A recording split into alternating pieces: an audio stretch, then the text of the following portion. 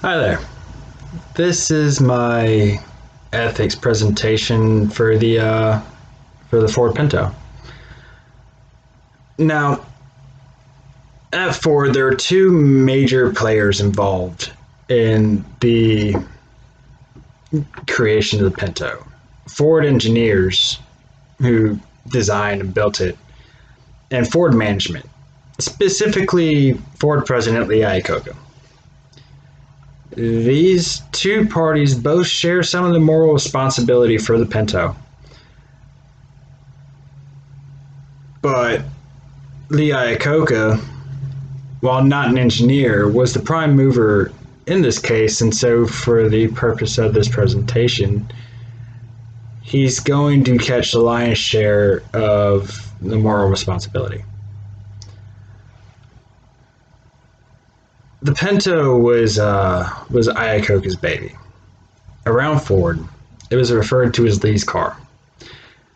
He gave overall guidelines for the car, the $2,000, 2,000 pounds, and to be on showroom floors in 25 months.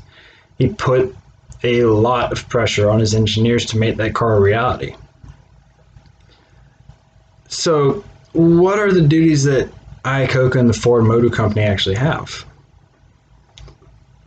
Well, their primary duty should be that they should be making a car that is safe for the consumer. A customer shouldn't have to get into a car and wonder if it's going to blow up in the event of a minor accident. Now, generally, I think that Ford engineers valued the safety of their cars. When crash tests happened, they took the time to come up with multiple options to fix the issue. They had made similar changes to other cars, such as the Capri, and they had a brand new patented gas tank, which went above the rear axle. If they had used that, we wouldn't be talking about the Pinto today. However, it seems to me that in regards to the Pinto, Lee Iacocca's attitude towards safety was very, very wrong. When the crash tests showed that the fuel tank was inherently unsafe as it was, he should have stopped and reassessed the overall safety of the car.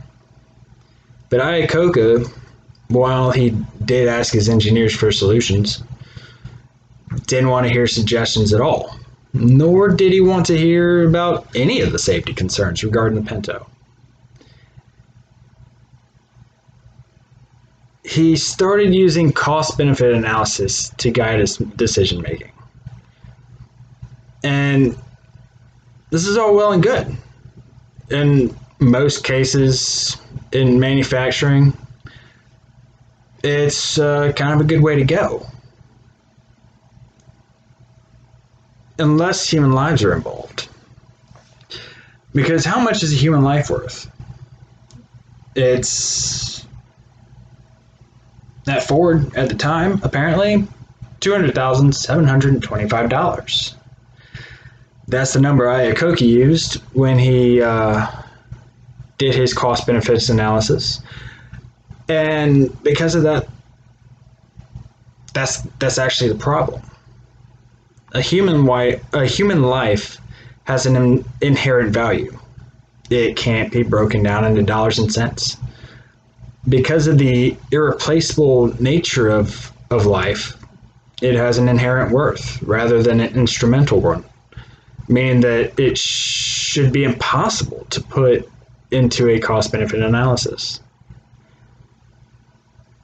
But Iacocca did it anyway. He used his goals as more of hard boundaries than his guidelines. And he used the cost-benefit analysis to justify doing it.